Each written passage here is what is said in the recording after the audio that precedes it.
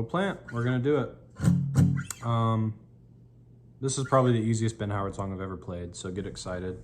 The tuning is probably gonna be the hardest part, getting into the tuning.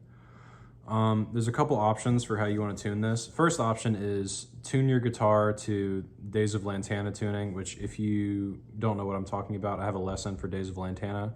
Tune it in that tuning, except your high E string, you're going to tune that to a G instead of, because it's not really played in that song, tune your high E to a G.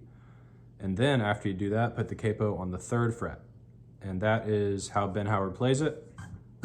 But if you're just detuning for one song or to learn this song, it doesn't really make sense to drop tune all the way down there and then put the capo to capo back up. So this is kind of, the tuning I'm in is basically as if we were in that tuning with the capo on the 3rd fret, except no capo, because you guys see what I'm doing here.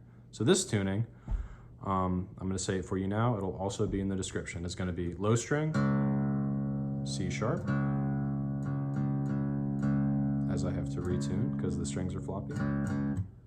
A string is going to be an F. Your D string is going to be an A sharp. Your G string is going to be a D sharp.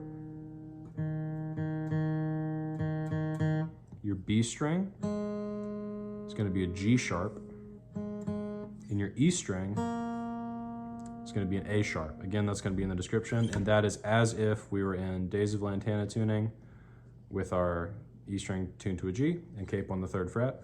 But as I said, doesn't make much sense if you're just learning this song to tune all the way down, then capo back up. So here we are. If you happen to be in the Days of Lantana tuning, if you're on a big Ben Howard learning kick, you can still use this lesson. Just any fret number I say is going to be relative to your capo. So, the song has 2 parts. Part A is, you know, etc.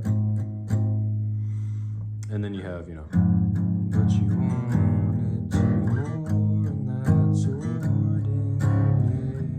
So, we'll do the first part first.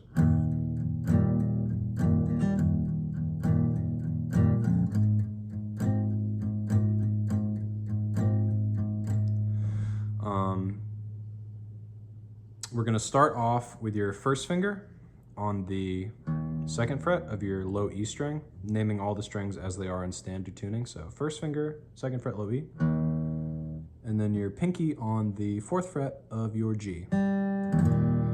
I think, because the thing is, when you listen to the song, and for me when I watch him play it, you can see I've been trying to figure it out. When you watch him play it live, you kind of only hear like just this note. And then as it goes up, it's going to move up to the 7th fret. Spoiler alert. And that's kind of the whole thing is 2 to 7. But I think it sounds accurate to put the pinky here and then slide that whole thing up to the 7th, which is going to be 7, mute, mute, 9.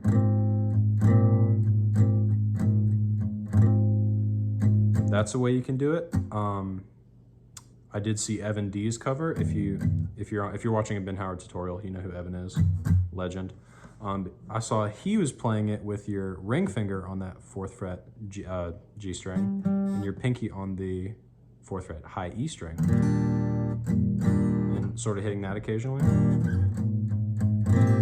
which also sounds good. Really anything is going to sound just fine as long as you're doing some kind of shape like that if you're going from the 2nd fret to the 7th fret. It's a very muted, kind of understated part, you know. And that, it's pretty much all downstrokes from what I can tell. I didn't really try to figure out the strumming pattern, but it just seems like all downstrokes to me.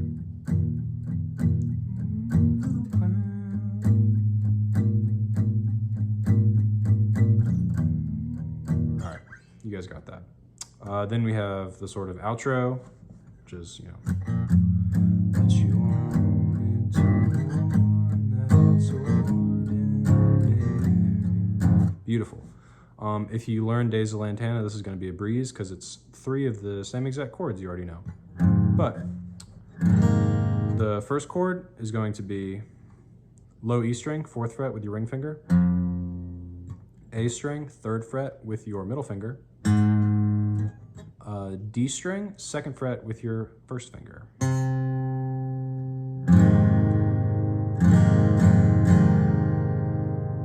Your 2nd chord is going to be low E, 2nd fret, A string, 2nd fret. It's basically like you took an E minor and moved it there. 3rd chord is going to be something up here rooted on the 7th fret. What I think I hear is pinky on the 7th of your low E, or excuse me, that would be your 3rd finger on the whatever, but yeah, 7th of the low E, 7th of the A, and then 5th fret on the D string with your pointer, so shape like that. So far it'd be, you know.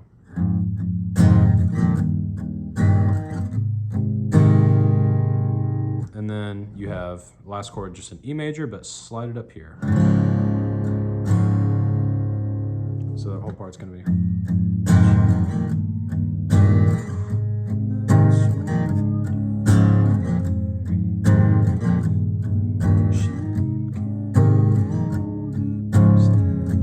That whole part. And then when he goes, you know, muddies the water in the ground, you're gonna skip this chord. You're just gonna go, muddies the water, skip right to this chord, in the ground, muddies the water anyhow. So yeah, that's kind of the whole song. Let me know if you guys have any questions, and thanks a lot. I'll see y'all later.